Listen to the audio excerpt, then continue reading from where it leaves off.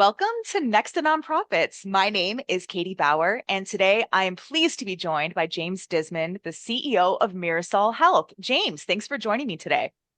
Thanks so much for having me. Super excited.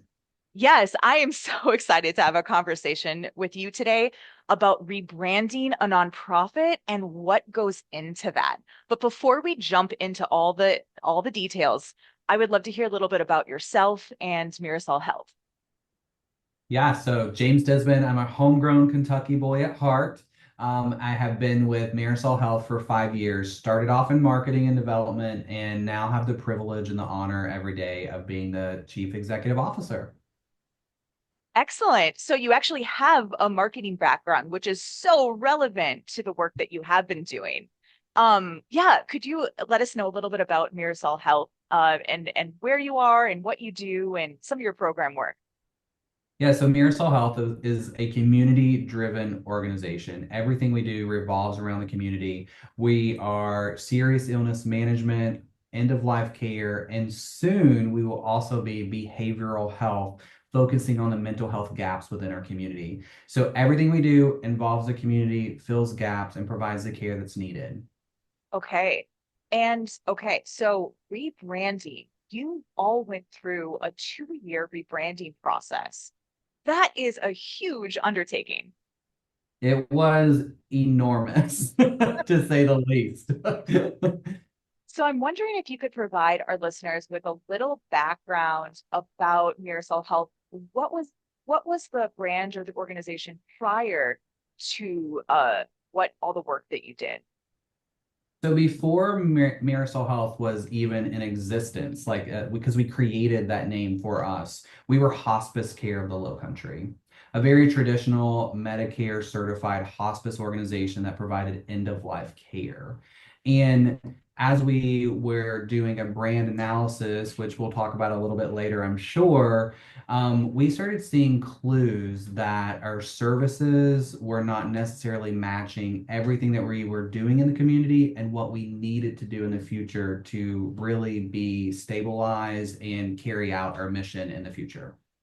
So you saw a disconnect between the work you were actually doing and how your organization communicated. Is that correct? Yes, that is directly on. And we started seeing these nuances where people would not say the word hospice. They would say we're providing supportive services while you're transitioning. And so I started diving into why this word was being skipped over. And I also noticed when I would be speaking in the community and be like, I'm with Hospice Care of the Low Country, and I'd get the, oh. Oh, okay. Yeah. Yeah, so I'm so excited to chat with you about this. I think let's just take a moment and establish the concept of a brand. What is a brand? When people think rebranding, they're thinking, oh, let's just give a logo refresh. I think there's a little bit more to it. Would you say so? Yeah, I definitely wouldn't start with the logo piece, right? That's one of the fun aspects of rebranding and a brand analysis. It's really so much more than that. To our organization specifically, we wanted to add value and meaning to every single thing that we do. So, a brand to us is an intentional touches that add value to your messaging, your communications, your everyday actions, and it brings all your imaging, your words together as one. And it's so much more than pretty colors and a logo. So I would start there, but there's a lot of pre-work that goes into that brand before you get to the logo and picking out the colors. That's right. That's right. So, what were some of the questions that you and your team asked yourselves when you were even considering, maybe a rebranding is right for our organization? Absolutely. I think it was really important that to state that this was also happening during strategic planning for an organization. And for nonprofits, first, if you do not have a strategic plan, start there. Because it's going to go hand in hand and lead your decision making. So we had actually conducted a study that showed that if we didn't change in the next 5 years, we'd be shutting our doors. So in order to combat that, the first big question was, well, what would we do? What else could we add? What are the gaps in our community? And what would that look like? We jumped really far ahead to the question I think most people would ask themselves, and that was, if we changed our name, what would we be called? And then we backed up really quickly to do a lot of studying and some research, because really the questions that I would encourage, especially smaller nonprofits, to ask themselves would be, what is currently wrong or not working with our brand? What would it ideally look like if I had in endless resources? If I had endless resources, endless dollars, endless time, what would it look like? And in a perfect world, you would go to your staff and ask them what it looks like to them. I love the collaboration there. There's this sense of kind of internal buy-in and internal work that has to happen. But one of the more important aspects is the community you're serving, right? 100%. There's so many stakeholders in the conversation that needs to be had, and it needs to be considered. And so when you're going through the process, you really need to evaluate every single one of those stakeholders and those audiences to collect that feedback to make the best decisions for your brand to move it forward. And that's going to guide you to the best outcomes that you can have. Yeah, yeah, absolutely. And just to kind of summarize what we mentioned earlier, the brand involves more than just the logo. It's your mission statement, it's your values, it's your taglines on your website, it's the style of your imagery, it's the color filter you add to your imagery. It's close-up shots in photography versus, a wider landscape shot. There's so many different ways that your brand communicates. And so what is the end goal really when you're trying when you're considering going under a rebranding process? From your experience and your marketing backgrounds and leadership, what are you really trying to do? What's the end goal? The end goal for me, from someone who has done marketing and from my point of view, is consistency across all lines, across departments, no matter what you're looking at. So even if I'm looking at a flyer out in the community that's by this organization, my organization specifically, or if I'm looking at social media, if I'm looking at a headshot from the company, it all showcases the brand in its entirety, whether that's a simple glimpse of a color of a purple tie, which is our color, right? Or if it's a small glimpse of a version of the logo. We talked about logos a little bit earlier, but we have 45 variations of our logo. Wow. And that's to carry out our brand in its entirety. And so I would tell anyone that's looking for an end result, it's consistency. Consistency makes your brand, and it shows the community and all your audiences, including your staff, that you are dedicated to your brand and it has value. And why is it important to have consistency? I think about like when you're talking to, if you have children or your employees, that, if you say, tell the truth, tell the truth, tell the truth, but you're lying or fibbing or veering, it doesn't really hold any value, right?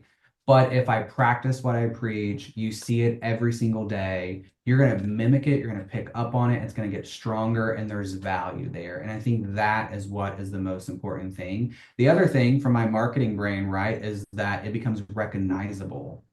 You see the color purple. You're like, oh, Marisol Health, that's purple. Whether it's ours or not, you're just recognizing the color to the imagery that we've showed you over and over and over again with that consistency. If Nike done it best, right? The Nike check. Anywhere you see a check mark, you're like, Nike. That's And right.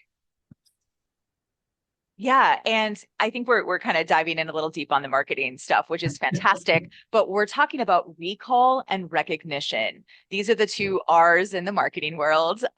So recall is thinking about the brand, right? And or the values, and recognition is seeing the brand, and recognizing it from that. So yeah, I love that we're tying in all of these like core pieces and how to connect with an audience. And and connect on a value level. Like that's almost more important than the purple color, right? It's the values that you're exuding out for the brand.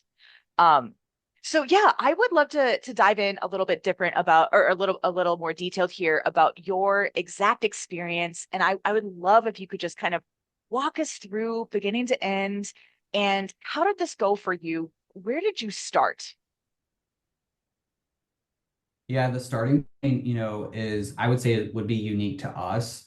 And I was a new CEO, new in my position, and we've been talking about this word hospice that has negative connotations. We wanted to add new services, and I really pulled back and said the staff has been communicating for years that the word hospice is a barrier for them to deliver patient care.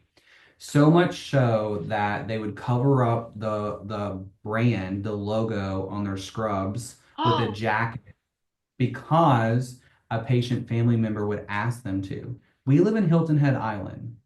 When it is 85, 90 degrees on, you're putting a jacket over scrubs and going into probably a warm elderly home. It is not comfortable.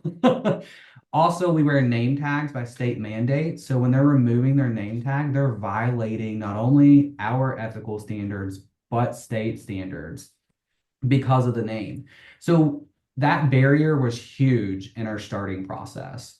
So we started by really understanding why that word was a barrier and if we would replace that word, what would we replace it with? During that, we realized as a senior leadership team that we're very close to our brand and we're very biased on our brand and our name, and we really couldn't analyze it truthfully. So we immediately started looking at a third party help guide us through this to really have some difficult conversations about what was working and what's not working. And I highly recommend that based off whatever your budget might be, because the conversations that we had with that PR and communications piece of that consultant was huge in starting our journey and leading us off the right way. But to answer the question more generically, we started with our mission, vision, and values and mm, reviewing those, make sure those were solid because those are the foundation. excellent. So even though an organization might approach it from, oh, this logo, it's not good, or oh, this aspect of our program isn't really lining up with the name of our organization. They might come in it from that angle, but it always is kind of anchored really in the mission, vision, values. 100%. If you go back to the mission, vision, and values, and those are strong, you get to move to the next step, which is what I would consider exploring your audiences and getting the feedback. We naturally want to jump to colors and logos and imagery, but making sure that those three things are solid is super important because what we found is that we actually wound up tweaking our mission because it was so founded in end of life care that changing our name wouldn't have meant much if our mission still said hospice care within it. Mm. Yeah, that's absolutely fascinating. And this is fantastic because you have a strategic plan that you are working alongside and new program initiatives. And there was kind of this moment of opportunity where you're like, hey, this is a great time to reorient, to reposition our organization, public facing with the work that we're doing internally. Can you talk a little bit about how you got to that point of identifying, oh, this is an opportunity to reposition our organization.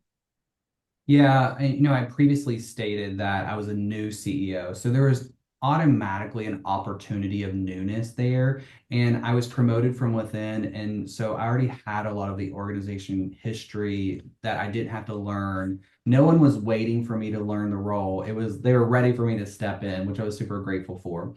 So having done that study of feasibility of what our impact could or couldn't be, and that we were going to close in 5 years if we didn't change our size, really led the discussion of here's the opportunity we have to reposition ourselves in the community reposition ourselves as a competitor because although we're a nonprofit in the hospice and palliative care space, we have 28 competitors in our market that are for profit. So then it was around taking the strategic plan where we wanted to go and figure out all the work we needed to do in the middle. And the most important part was how do we take the staff and guide them along this process? Because management can be really difficult, especially when you're changing the organization in its entirety. Yeah. So could you pull back the curtain a little bit and share what some of those conversations were like?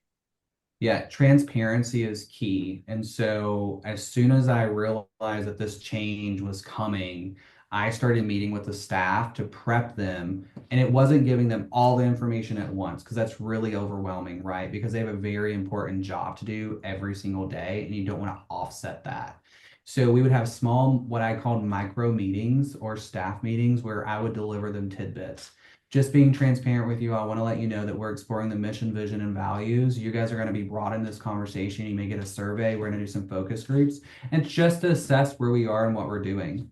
And that naturally just escalated, and more people got bought in, and it really drove the conversation. So by like the sixth or seventh meeting, they were driving the conversation for this change, and it was really exciting to see. And so the name change kind of happened naturally after that, and there were no surprises for anyone. Wow. Yeah. So I wonder, do you recall any insights that came from those initial staff conversations? Yeah, I'll be pretty transparent. The first one was rough. Because Great to I was a new leader, and I was talking about change and prepping them. And I think some people picked up on it fairly quickly that something big is coming. And some of the feedback was, I know the word hospice is hard to resonate with, but that's who we are. Why would we be anything different? And Mm, we've been here for 43 years. If you change our name, will that recognition or brand recognition or association go away?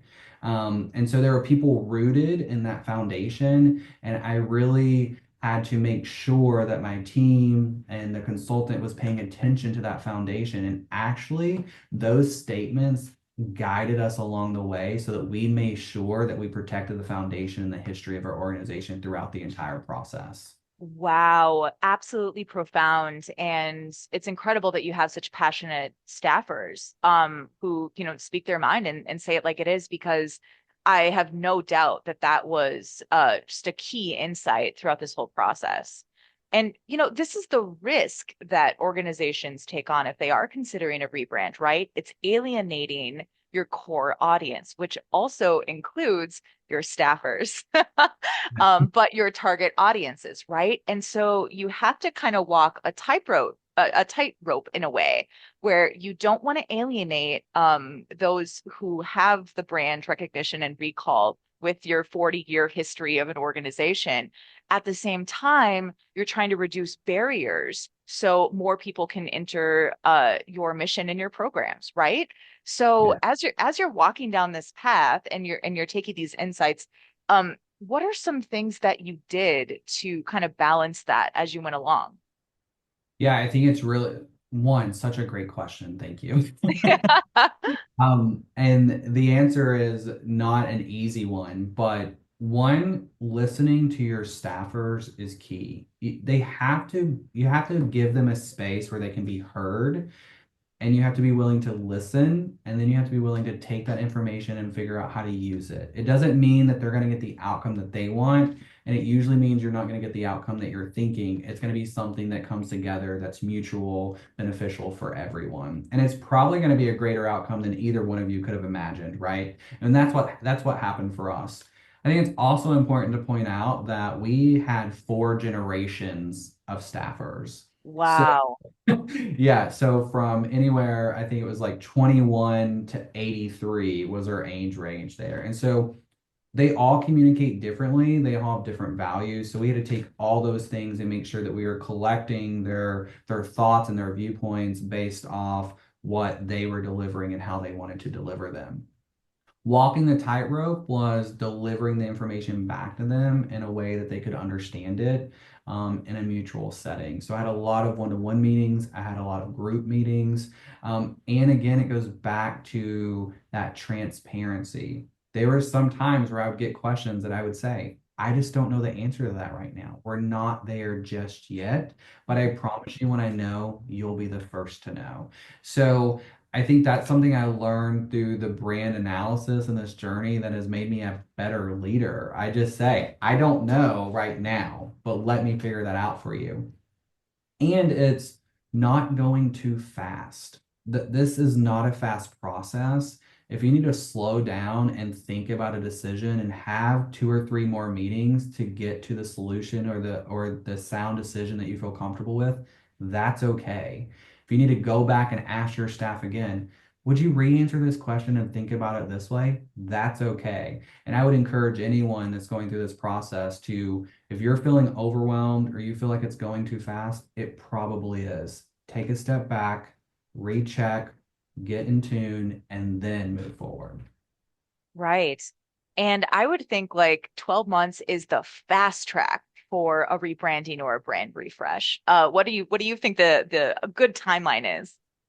That's really hard depending on the organization. 2 years for us felt really fast. Wow. Wow. Um, Okay.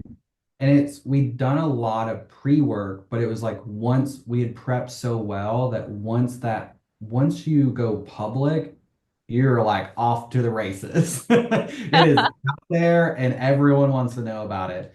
The pre-work before that felt kind of slow sometimes. If I could go back, I would probably spend more time in research just because I'm kind of geeky and nerdy like that. I want to know the nuances. But I think 2 years was good for us because the staff was itching to get results and we've been talking about it for so long. So it was tangible in that 2 years to achieve. Got it. So yeah, let's talk a little bit more about research and the brand analysis and what goes into that. So much. And it goes back to our logo and our colors conversation. We really wanted to have value and meaning in everything. So some people see the color purple in our brand, but it's actually indigo purple because indigo was the first cash crop on Hilton Head Island when settlers settled here. So that goes back to foundation, to heritage, to culture. It has meaning. And when I was able to deliver that to the staff, it was like wow, that's really cool. And then when you look at the sunflower, that was one thing that the staff really resonated with. So every aspect of our brand has research, but it's also the communication and, our previous logo, Hospice Care, the logo, we had done focus groups and research on it that showed us the results where it was rigid and kind of hard and Wow. the text was too sharp and it needed to be rounded and more bubble. And that was just fascinating to me because sometimes we don't think that intuitive about what we're looking at. We just see the words that we've always seen. So when we were looking at our brand, we did these focus groups that asked very intentional questions about what they were looking at, what they were reading, what they felt, how they think they would feel if they saw it here. And we were able to wrap that into a research analysis that helped drive the brand overall.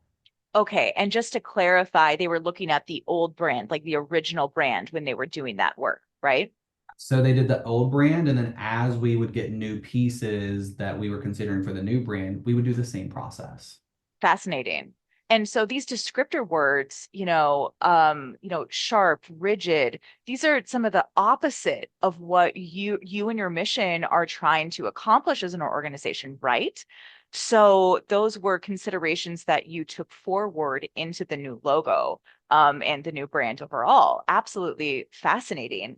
I'm wondering if you can share a little information. How did you set up these focus groups?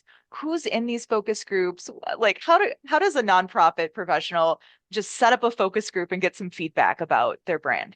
Yeah, I know you initially you're like, oh, we just get a group of people together. Definitely not that. Right.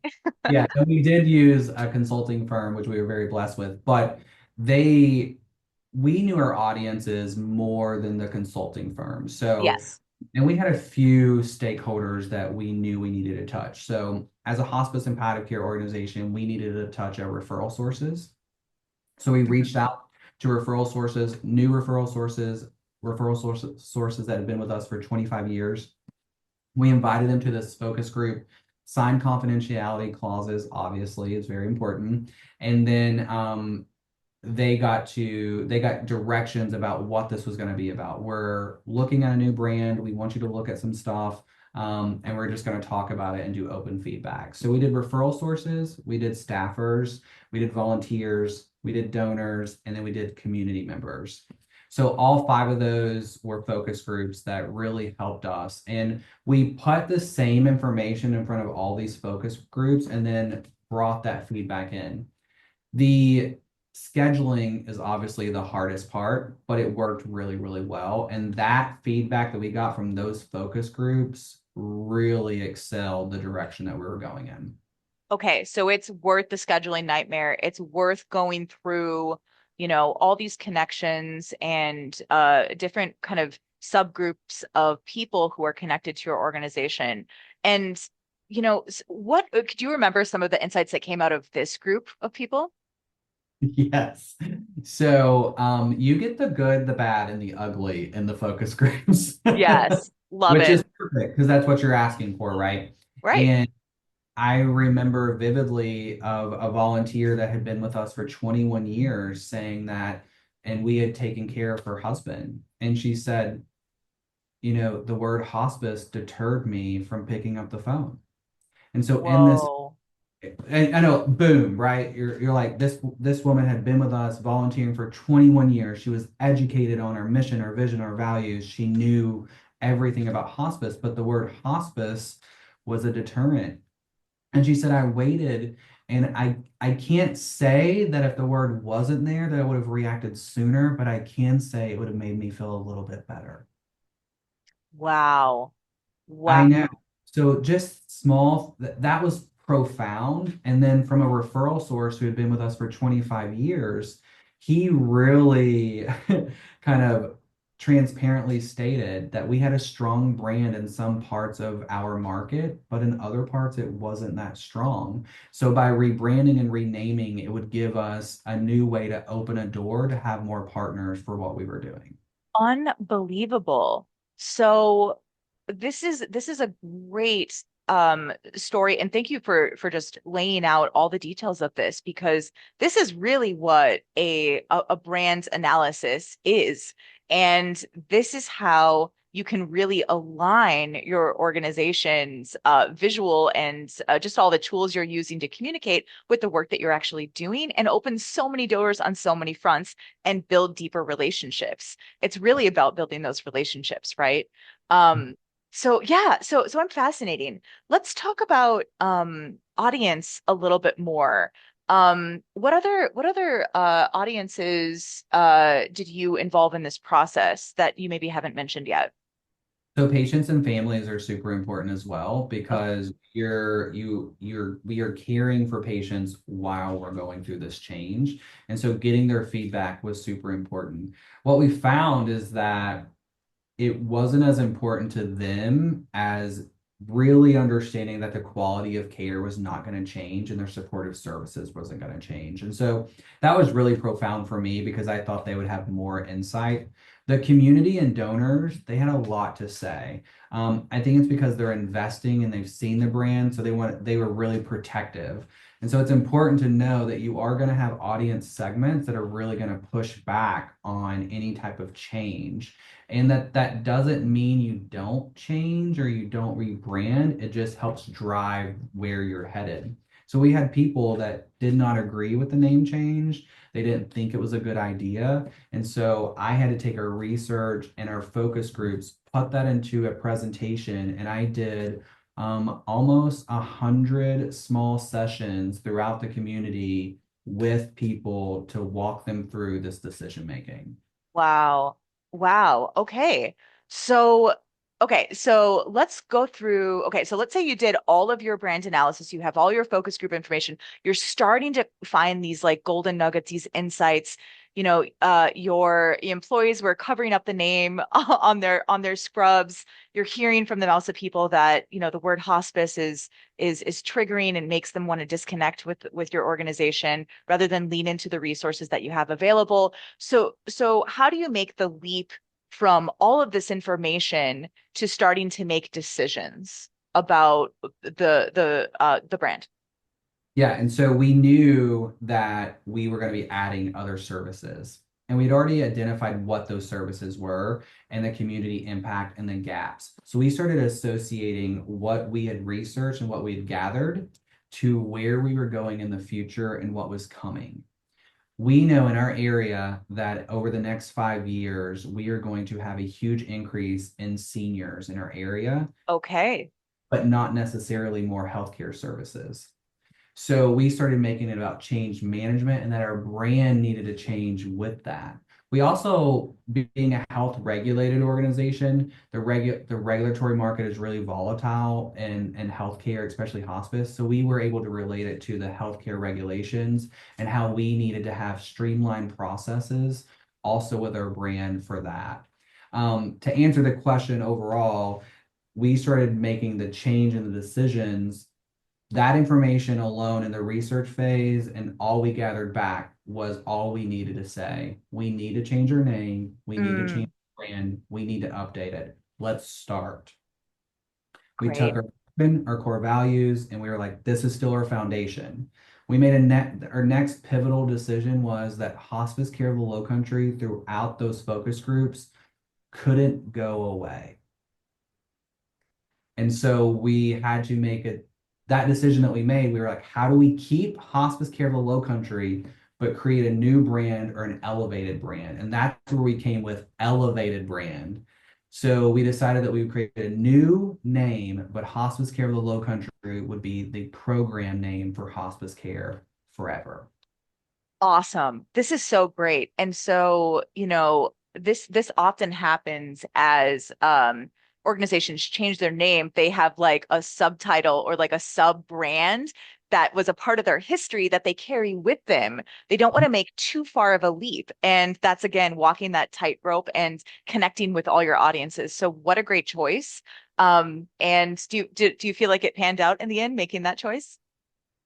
You know, as soon as I delivered that to the staff first, I saw a sigh of relief that it was a win that we protected our foundation and our heritage. And that was in itself the trajectory that we needed. Every other decision thereafter was like, yes, this is great. Yes, this is great. Thank you so much because we have protected essentially our foundation and our family. And I got to lead with that statement in every single one of those 100 presentations I started with. I just want to let you know right now today, hospice care in the Low Country is never going away. That's not Mm. having today. We're talking about an elevated brand that's going to take us into the next 43 years. Hmm. I love it. I love it. And even if it's not necessarily like listed as a part of the logo in certain elements, like on a newsletter or whatever, it's still a part of your brand, even if it isn't listed every single place. So that's Yeah. absolutely fantastic. Okay, so getting buy-in, let's kind of pivot to that. Was there anything else in addition to these kind of presentations that you did to get buy-in with stakeholders? Yeah, so not only did we do focus groups, we did the presentations, we sent out surveys, we offered feedback and then more surveys and more conversations. It was really back and forth, and then summarizing and presenting. Um, I think what was most important during this process is that people who were participating could see where their process was being utilized in the strategy. We would literally take their statements and their quotes and put them on slides associated to something with the brand. And it wasn't always positive.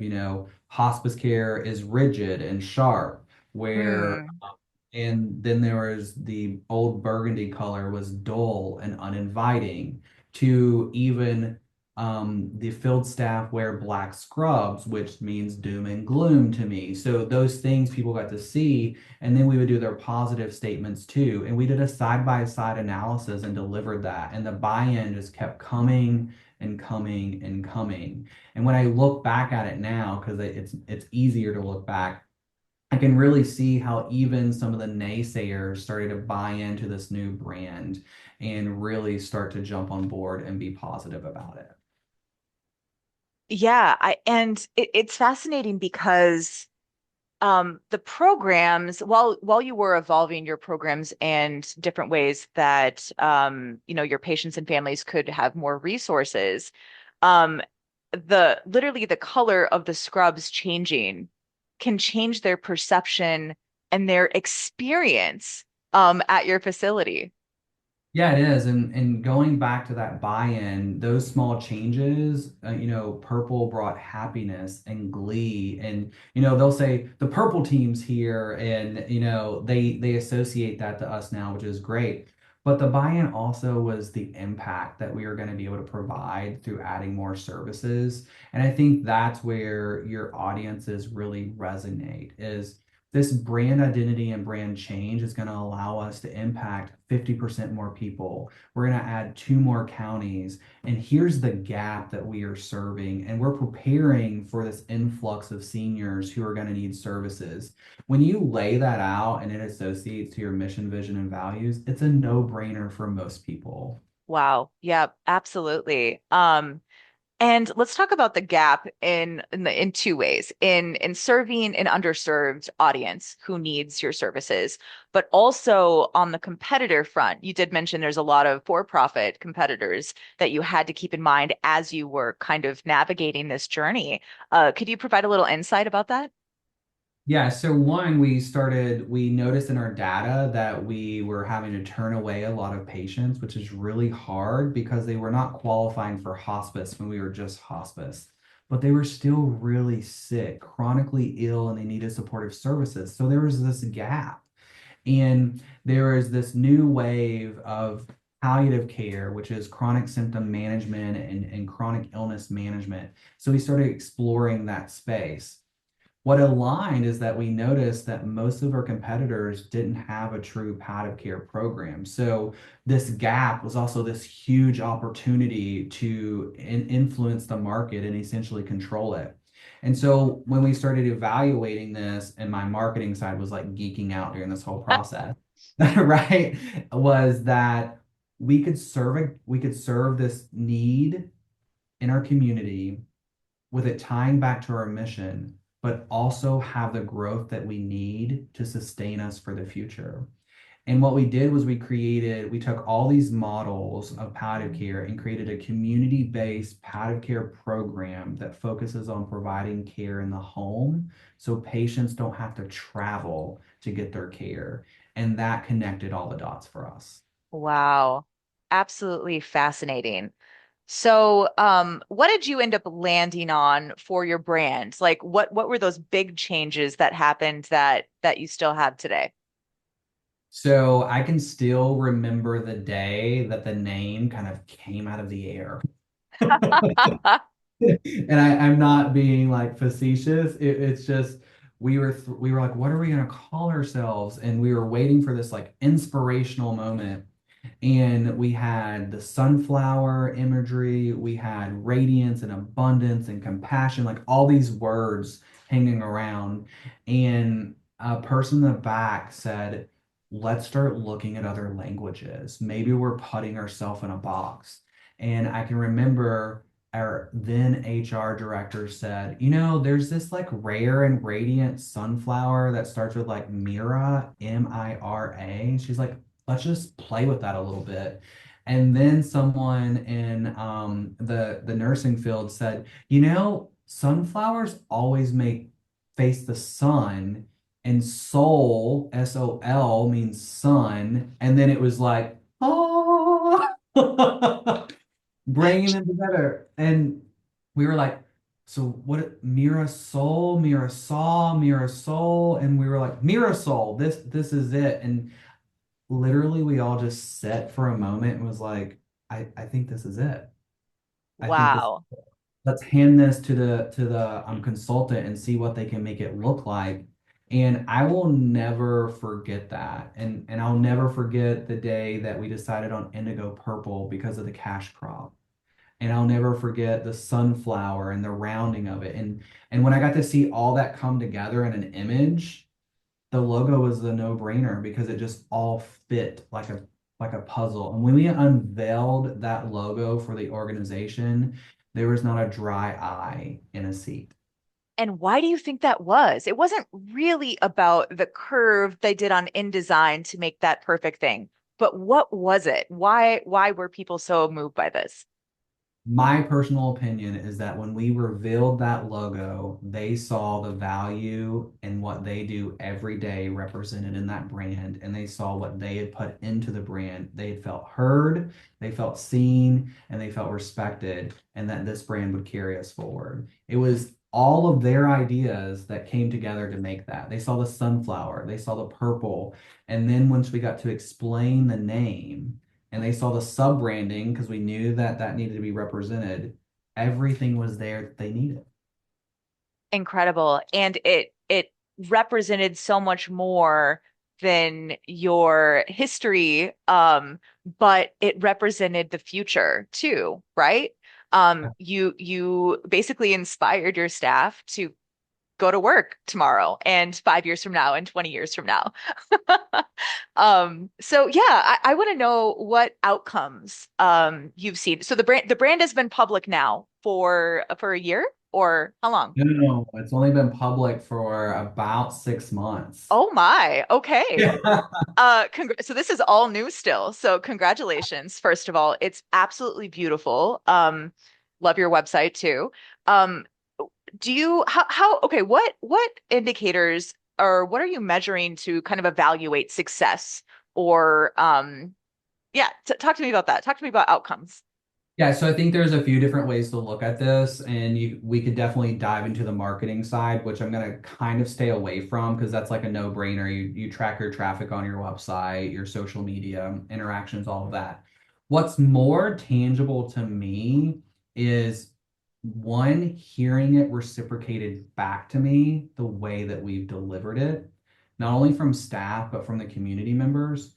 As a nonprofit too, it's a blessing every day when I go into the development office and they're showing me all these Mirasol checks. Like people are writing Mirasol because we were like, we're gonna have this huge hiccup. We went to the bank and was like, okay, we need to make sure we can accept checks that say hospice care of the low country, right?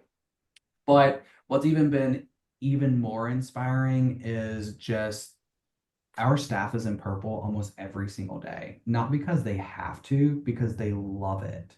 And we just went to a state conference and we were there. There was no dress code, and we all walked out. And I'm like, oh my gosh, we all match. Like we should have like gotten together, and people are gonna think we did this, but we didn't because people are so just ingrained with our brand that they're loving it.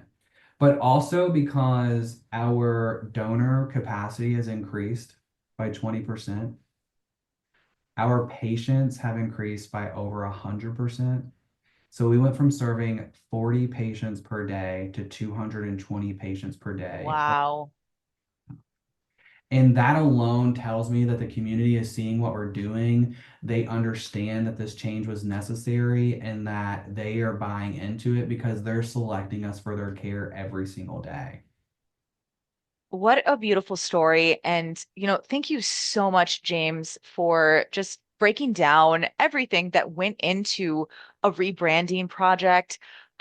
I have a question that I think could provide some insight to other organizations who might be looking at their logo and being like, huh, or looking at their values and being like, that's not really where we're at these days, or considering doing a new program that doesn't line up with their organizational name anymore.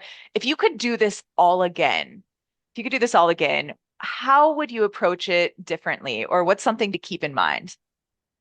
Definitely keep in mind that it's going to take time. It's going to take a lot of effort. And the most important thing for us is that we needed to provide the space for people to speak honestly and truthfully about the brand. If you don't provide that space, you're not going to get the communication that you need to make the decisions that you need to make. I also think it's important that you just heard me talk about a complete rebrand. You do not have to do it that way. You can do small tidbits of pieces to refresh your brand to get to where you need to be. So really make it what you need it to be. If you need to tweak your logo first, that's fine. You can do that. So I think we sometimes we see we looked at these large organizations that were going through like $300,000 brand studies. And our board was immediately like, there is no way we can afford this. And I'm like, no, we need to make it fit us, who we are, what we can do. So kind of going back, take your time, make sure you plan for it. Two, make sure you have a space where people can openly communicate. And if that's getting a consultant, then it's getting a consultant. But if that's someone on your team that's a great facilitator, that works too. And then three, pick off the projects that you know you can achieve that will have the most impact for you for your brand analysis and brand study. Absolutely wonderful. James, it's been an absolute honor, two marketing nerds going at this. Thank you so much for your time and sharing Mirasol Health's story. If you want to learn more about Mirasol Health, we'll have that in the show description. And we'll also have some other resources about the details of like branding and some components and some keywords that we talked about today, such as recall and recognition, if you want to learn more about that. So thanks, James. It's been an honor. I hope to connect in the future. Absolutely. Thanks so much. I'll talk marketing and branding anytime. Sounds great. Bye. Yeah.